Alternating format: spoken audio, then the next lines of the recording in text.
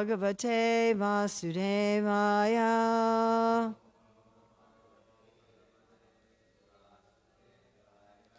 Om Namo Bhagavate Vasudevaya.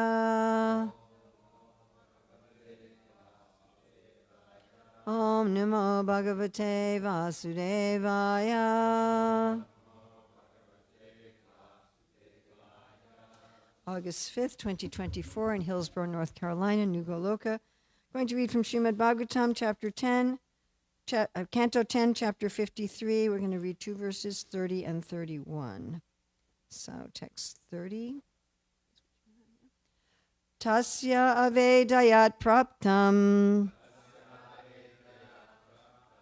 shashamsa yadunandanam uktam cha satyavachanam atmopanayanam prati. Tasyaha, to her, avedyat, he announced, praptam, as having arrived, shashamsa, he related, yadunandanam, Krishna, the child of the Yadus.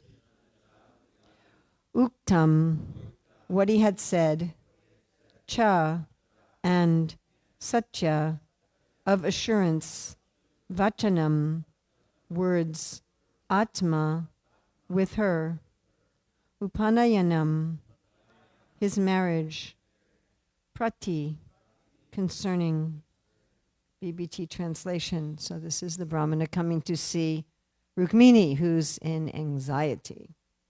The Brahmana announced to her the arrival of Lord Yadunandana and relayed the Lord's promise to marry her. There's no BBT commentary. I'm going to go on to the next verse, and then I'll read the commentaries for the Acharya's commentaries for 30 and 31 at the same time. So 31, tam agatam samagnaya Vaidarbi ristamanasa na pashyanti brahmanaya priyam anyan nananmasa. Translation, Princess Vaidarbi was overjoyed to learn of Krishna's arrival. Not finding anything at hand suitable to offer the Brahmana, she simply bowed down to him. So I'm going to read what Srila Prabhupada writes in Krishna book.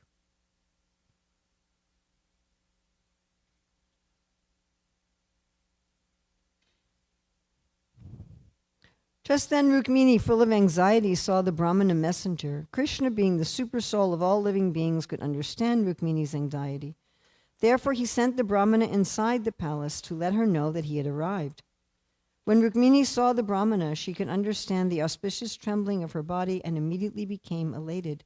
She smiled and inquired whether Krishna had already come. The Brahmana replied that the son of the Yadu dynasty, Sri Krishna, had arrived. He further encouraged her by saying that Krishna had promised to carry her away without fail. Rukmini was so elated by the Brahmana's message that she wanted to give him in charity everything she possessed. However, finding nothing suitable for presentation, she simply offered him her respectful obeisances.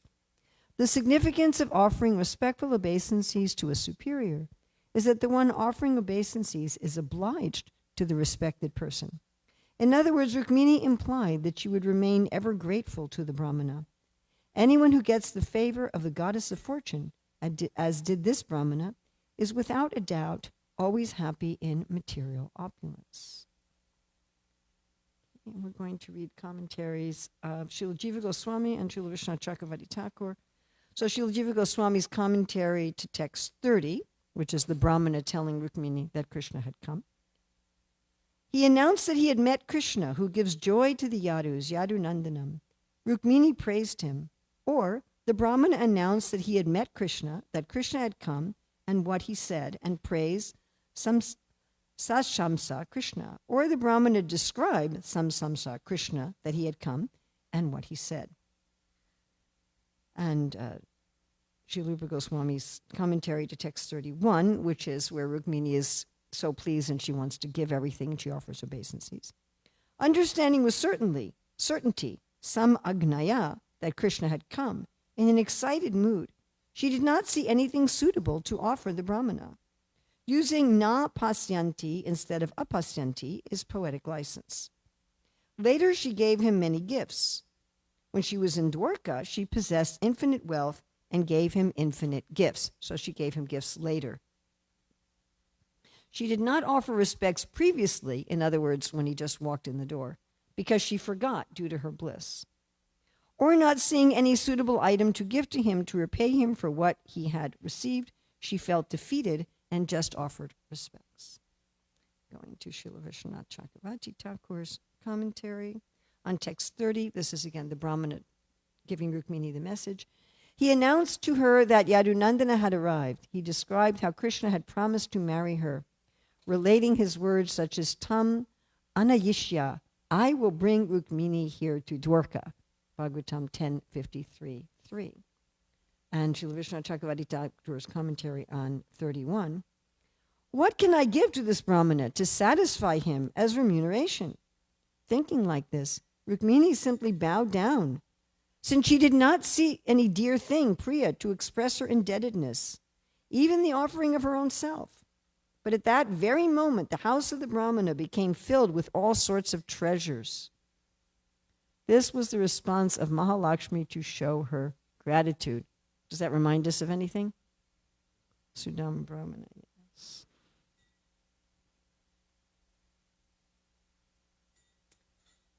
Tasya avedayat praptam shashamsa yadunandanam uktam cha satyavachanam atmopanayanam prati. The Brahmana announced to her the arrival of your Lord Nadunandana and relayed the Lord's promise to marry her. Tam agatam samagnaya vaidarbi ristamanasa na pasyanti brahmanaya priyam anyad nanamnasa. Princess Vaidarbi was overjoyed to learn of Krishna's arrival. Not finding anything at hand suitable to offer the Brahmana, she simply bowed down to him. So here we have this reciprocation. And the Brahmana, in one sense, is acting as guru, and Rukmini, in one sense, is acting as disciple. The Brahmana is in the mood of Vatsalya Bhav, right? We've explained before who this Brahmana was previously. Does anybody remember? Vishvamrita Muni. So Vishvamrita Muni, of course, he's a very interesting character, that he was a Kshatriya, and he wasn't a very dharmic Kshatriya, because when Vasishtha gave him hospitality, Vishvamrita's response was envy. You know, if you go to some rich man's house and they give you, rich person's house, and they give you opulent hospitality, and your only response is, could you give me your house? Could you give me your money? You know, so that's exactly what Vishvamrita did when he saw that Vasishtha was able to feed his huge army from his Kamadhenu cow. He became envious and he said, I want that cow. Right? And Vasishtha said, well, I can't give you the cow. She provides the ingredients from my yagyas. And so then Vishvamrita attacked Vasishtha. There was a huge battle. Yes. And then being defeated, Vishvamrita decided that I want to become a Brahmana so I can be more powerful. That was his mood, his reason for wanting to become a Brahmana, is so he could defeat the other Kshatriyas. Anyway, he eventually becomes a Brahmana and becomes a Maharshi and a Rajarshi, and not Rajarshi, the top, what is the top? Brahmarshi, thank you. He becomes like that. But then he also becomes a pure devotee. Now that's a long, circuitous route, so that's not the way to do it. That's not the way to attain pure devotional service. In general, we don't suggest you take 60,000 years and go through some long, complicated process. But anyway, he eventually becomes a pure devotee, and he is in Ram Lila as a matchmaker and as a kind of guru. He comes to Ayodhya, and he takes Ram and Lakshman, and he acts as a kind of guru and guide in a parental mood. And then he arranges for Ram to win Sita as his bride. He actually is the matchmaker for Ram and Lakshmana. And in Chaitanya Lila, he's the Brahmana who arranges the marriage of Chaitanya Mahaprabhu and Lakshmi Priya. And here he is the messenger between Krishna and Rukmini. So he's in this parental ras, Vatsalya Bhav. And he takes this role as a matchmaker and also as a kind of guide, because a matchmaker is also giving advice. So he's here taking the role of guru, Rukmini's taking the role of disciple, and we're seeing this relationship between them. And this is a very important, this loving exchange, that in devotional life, we don't just take, we also give. This is the 6 loving exchanges are really 3, food, confidences, and gifts. And in each, there's a giving and receiving. There's not just receiving, and there's not just giving. Okay, so what does the Brahmana give? So he's giving the message of Krishna as it is. Right? And this way, he's definitely acting as guru. So Rukmini's in anxiety. Yes, Santosh Prabhu was describing yesterday so nicely about Rukmini's anxiety. And it was interesting hearing him talk about this. Anxiety made me peaceful about my anxieties in service. Is that a contradiction in terms? That we feel so much anxiety all the time in service. How are we going to do this for Prabhupada? How are we going to do this for Prabhupada? How are we going to do this for Prabhupada? Oh, I tried to do this and it hasn't worked. What else can I do? Can I do it another way? Can I do it another way? And to be peaceful about one's anxieties. Actually, Prabhupada said that a peaceful life and Krishna consciousness go ill together.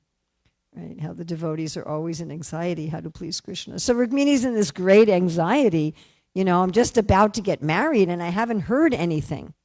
Right? I haven't gotten a response. So the Brahmana is acting as guru to mitigate this anxiety of Rukmini and to give her the message of Krishna. Don't worry.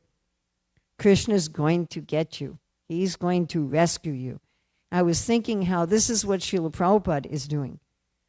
Just this morning I was hearing Prabhupada saying how you don't have to live in this world of pain and anxiety and fear. You don't have to constantly be working hard for sense gratification, always in a state of fear. You can be with Krishna. And this is like what this Brahmin is saying. You don't worry, Masucha, don't worry. Krishna will come and get you. He's promised. I like that he's saying Satya Vachanam. He's giving Krishna's assurances. Of course, Satya also means what's truthful. Vachanam is words. He's giving Krishna's actual words. Krishna will come. And he's relating Krishna's message to Rukmini's specific concerns, which reminds me of Krishna in the Bhagavad Gita when he says to Arjuna, I'm going to show you the universal form, but I'm going to show you what you particularly are interested in. Right? I mean, if Krishna showed me the universal form, he wouldn't be showing me about some war in Sudan because I'm not that interested in it. He'd be showing me things that are particularly of interest to me. So Krishna was showing how the other warriors on the battle of Kurukshetra, that they were all going to be destroyed. And particularly the warriors Arjuna was very worried about. Right? Like Bhishma and Drona, and they're all going into Krishna's mouth. So also those who help us in Krishna consciousness, they addressed our specific needs in our specific circumstances. They're giving Krishna's general message, which is true, without changing it, but they're also, right, it's personalized. You follow? It's personalized. If someone comes to you and saying, I'm having marital problems, you don't read the 11th chapter of the Bhagavad Gita to help them. It would be inappropriate. We find many times people preaching Krishna consciousness don't make any effort to find out what's actually going on with their audience, who their audience is, what they need, what their concerns are. And this is extremely important. We have to be able to take Krishna consciousness and relate it. Prabhupada says this is necessary. It's required that you don't change the message, and at the same time you relate it to that particular audience. And not just what they need in a general way, but what need they're feeling in that moment. What's happening to them in their lives. And therefore, if we're talking to university students in the United States, that's going to be different than if I'm talking to a bunch of retired people in Vrindavan who've been practicing Krishna consciousness for 40 years. My presentation has to be a little different. Of course, one of the challenges is when you're speaking to a very mixed audience. Right? That's a very difficult challenge. But we should speak in a way that's personalized and speak in a way that alleviates people's anxieties. We should give people assurance, give them faith, give them inspiration. It's extremely important. Right? There's so many religions in the world that the main way they preach is what we call fire and brimstone, right? Just increasing everyone's anxiety. And I've heard devotees preach like this too. You know, well, the whole world's going to fall apart. And there was a conversation between Srila Prabhupada and Rameshwar where Prabhupada was worried about being a war between India and Pakistan that might turn into a world war. And Rameshwar said, well, if there's a world war, it'll be a nuclear war, and then everything will be polluted. We won't be able to live. And Prabhupada said, everything's already polluted in the material world. He said, we're already living here. And then he said, whether you die now or 20 years from now, what does it matter? What matters is that you're Krishna conscious. You know, so Prabhupada, he wasn't like stirring up anxieties. He was alleviating anxieties. Giving us peace, giving us confidence, giving us faith. So that's also very important. And it's also important that the Brahmana is knowing Krishna as a person. He's talking about him as Yadunandana. So of course, I've often meditated on what is the unique thing that we Gaudiya Vaishnavas have to give to the world. And of course, among many things, but the most important is that Krishna is a person. And the nature of God as a person. And related to his devotees. We talked about this before several times, how Krishna very much likes to be addressed in relationship to his devotees. It makes him very happy to be called Yasodanandana or Nandanandana or Radhakanta or here Yadunandana. So why would it be appropriate for the Brahmana to call Krishna Yadunandana? Because he's talking to Rukmini. Right? She's a princess. She's not planning on moving to Vrindavan and becoming a cowherd girl. She's planning to live in Dwarka as a great queen.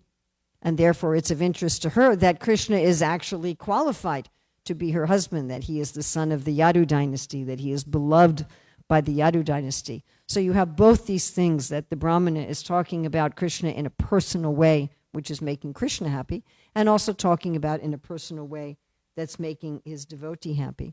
Then Rukmini receives this message, and she's so excited to receive this message that Krishna's actually come. So imagine how excited that we would feel, right, if we knew Krishna's coming today to take us away. How would we feel? Krishna's going to come, and he's going to take us away. And he's just waiting there, and he's about to come and capture us and pick us up.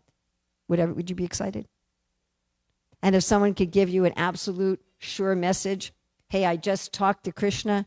He's just right there in the garden. He's sitting on the bench out in the garden. He's out in the gazebo, and he's about to come here and pick you up and carry you away and fulfill all of your desires.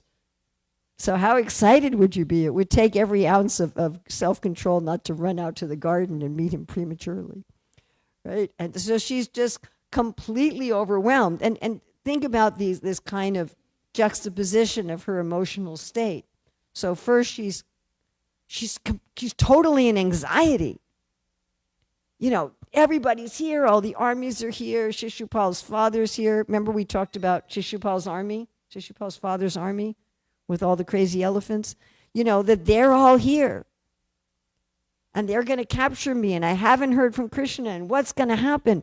And am I going to be forced to marry Shishupal? What am I going to do? I told Krishna I wouldn't marry Shishupal. I would just do austerities. Am I going to have to run away? And what am I going to have to do? Where am I going to go? And this fever pitch anxiety, right? Our acharyas often describe this anxiety of the devotees in separation, right? And Srila Rupa Goswami, in describing each form of love of God, each taste of love of God in the different rasas, talks about union and separation, union and separation. And the descriptions of this separation and anxiety about not seeing Krishna and anxiety about separation from Krishna is so intense that the devotees sometimes almost die. And we, of course, see in the pastimes of Chaitanya Mahaprabhu how Chaitanya Mahaprabhu would exhibit these extreme emotional ecstasies and separation, isn't it? I mean, really extreme. that his limbs are separating, and the fisherman thinks that he's a corpse, or his limbs are withdrawing in like a turtle, right? Or he's just got tears coming out of his eyes like syringes. I mean, just very extreme separation anxiety. So she goes from that to, Krishna's here, to this extreme joy. Right? I mean, materially, I'm sure we've had something like this where we were really, really in anxiety about something and really worried, and then it was just relieved. Yes? Oh, it's going to be okay. But that on a material level, but take that to the spiritual level. And of course, both of these are different varieties of bliss. So she's just so happy, and she wants to give some reciprocation to the Brahmana. And of course, she's thinking, I should give him everything. I should give him everything. He's given me Krishna. What should I not give him? And she just looks around and she's like, there's nothing here that I want to give him. So I'll just offer my respects. But of course, as soon as she offers respects, because she's Lakshmi Devi, then he actually gets all material opulence. And of course, he already has all spiritual opulence. So this should be our mood towards those who help us in Krishna consciousness. That we want to give them everything. Whatever we possess. Whatever our, so-called material, our intelligence, our money, our time, our energy, our care, whatever, our connections. And we want to give them our life and soul, everything.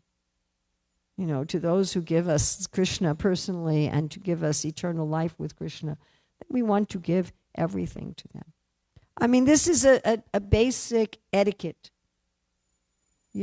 We ask people to give everything, and we also give them everything. It works both ways. The Guru is giving everything. It's not that Prabhupada's just asking us to give everything. He's also giving everything. You understand? Yes. It's both ways. Of course, with Krishna, it's very interesting. If we give everything to Krishna and Krishna gives everything to us, that everything is very different. My quantity of everything is meaningless, really. And his quantity of everything is really everything. And of course, my everything that I give to him was already his. But still that mood, that Krishna, I'm giving you everything, and Krishna is giving me everything. So we want to give something dear. The word here is priya. She's looking for something dear to give. So we find sometimes when people give, they give something useless, yes? I've got an old broken car that I don't want anymore. What should I do with it? Let me give it to the temple. That's very, very common, isn't it? Yes, this kind of thing. But we should actually give something. I mean, it's nice you want to give something, I suppose. But to give something that actually is dear to us. That it has some meaning to us. That we care about. We should actually give something dear. And we should give something that's very personal. That's personal for the person to whom we're giving and personal for us. Just like the Brahmana, he's giving Rukmini personal assurances. It's not just general. Krishna's Yadunandana, and he's right here. He's right outside the city. He's going to accept you. It's very personal. So also when we give people things, it should be personal. Right? I've told these stories before about, sometimes when I'm traveling, people give me gifts, and sometimes these gifts are very odd. Yeah. I've been given gifts of a big jar of honey. But you're traveling, what are you supposed to do with a big glass jar of honey? Or I've been given even bigger glass jars of olive oil. That's happened twice. And I'm thinking, do people really think I have like a stove in my suitcase? So what am I going to do with these? And one of the most bizarre gifts I was given was a framed picture of the local deities, and the picture was like this big with this huge, it was like as big as that picture of Radha Krishna, and the frame was bigger and it was covered in glass. And they did it in front of everybody at the temple, so I think it was the purpose of them giving it was a little different than giving it. But I'm thinking, what am I supposed to do with this? So we should give people gifts that are personal. We should reciprocate with them in a way that is personal, which means we have to know something about them. We take the time to actually have it be a personal relationship. So we should give to Srila Prabhupada what Srila Prabhupada wants. That means if we're going to give everything to Prabhupada, we get to know Srila Prabhupada. What is it he wants? What is it he desires? What will make him happy? What does he talk about over and over again? Give him that. Don't give him something that he's going to look at it and say, what do I do with this? Well, thank you for the sentiment of giving it to me, but what will I do with this? And we should be giving with gratitude. Not officially, right? There's different ways of giving. There's the disrespectful giving, inappropriate things disrespectfully. That's in Tamagun, and then there's in Rajagun, where you give things externally respectfully, but you're calculating. It's a calculating, resentful kind of giving. Or in Sattva, where you give appropriately for your own satisfaction. But one should give out of genuine gratitude, out of genuine appreciation. And really, the disciple feels they can never repay the guru. That even if they give everything, it's impossible. It's a debt that can never be repaid, that you just want to keep, that the guru keeps giving and giving, and one feels like that. And of course, we should give according to our means, whatever we have. So, Sudama Brahmana didn't have anything to give at all. I mean, nothing. He had to even, beg something from a neighbor in order to give anything at all. But Krishna took that as very valuable. If you were some billionaire and you gave some chip rice, then Krishna wouldn't think that that was so valuable. So these are the loving exchanges among the devotees that are going on in Krishna's pastimes that give us some idea of how we should do loving exchanges. And we should be acting in both of these capacities. We should be acting like the Brahmana. We should be actually, Srila Prabhupada asked that all of us become guru. That doesn't mean that everybody has to give formal initiation, but the idea is that everybody should preach the message of Krishna according to their capacity. However you can do it, in whatever way, to whomever you meet, if it's just among your family members or among your coworkers or just as some friend or anything at all that one can do. And one should do that truthfully without changing the message in a way that's personal and in a way that's relevant to the person that you're helping. And when people help us, then we should also be grateful and we should give them something in return. We shouldn't just take help from others without reciprocation.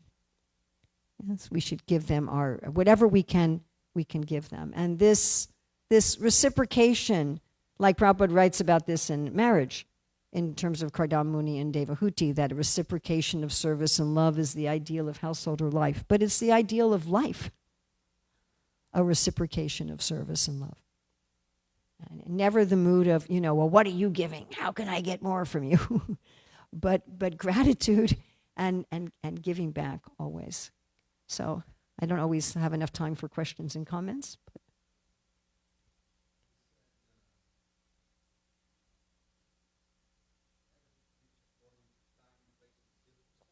yeah, Prabhupada says it's required to teach according to time, place, and circumstance. It's required to do two things. Don't change the message and present it according to time, place, and circumstance. Yes, so I'm going to Brazil. I'm going to meet my family in Brazil. Okay. They're not Hare Krishna. Okay. But they're very spiritual. All right.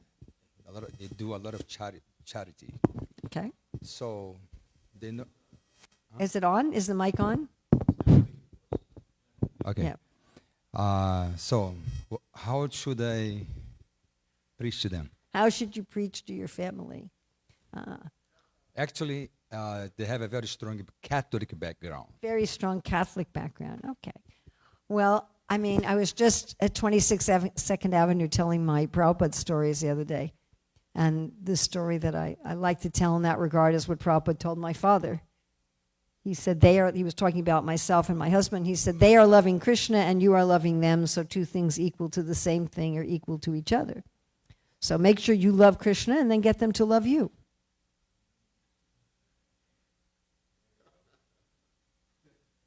It's a very simple kind of preaching.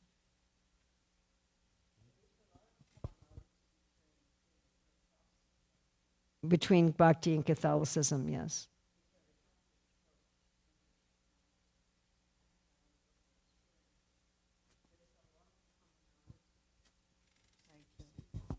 There's a lot of commonality between the bhakti experienced through the Catholic teachings in the Catholic Church when taken seriously and what we do here.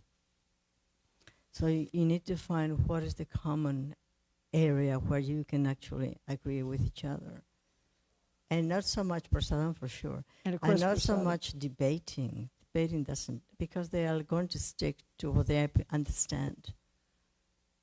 So, Yeah, we have, there's a Catholic monk who's also a devotee.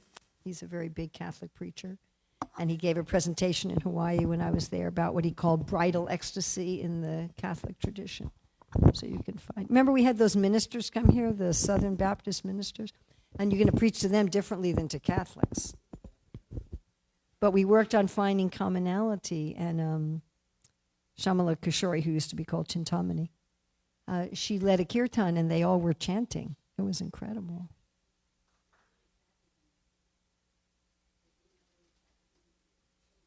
The high school students, yes. Sometimes, well, people already ask me, Antonio, Anandi, right? Which kind of drugs you take? Yeah. So that's, I mean, the best way to preach is by who we are. Example's better than precept. And whatever we say, if we're not actually living it, it doesn't have much effect anyway. In fact, it can have the opposite effect. If we're not a living example of what we're talking about, then people can actually go the other way from our preaching.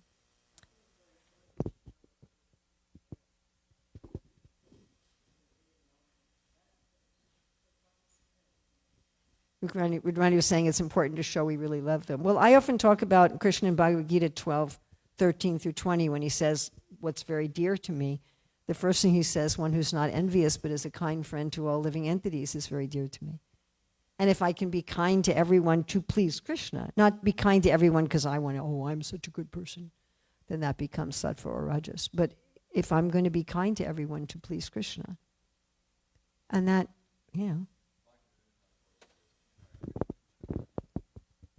just Prabhu said, Bhaktivinoda Thakur says, chant Hare Krishna and be kind. So that's, people don't, materialistic people are at their core selfish. And if you can show, to whatever extent you can show that selflessness, that really moves people. Thank you very much. Srila Prabhupada Ki.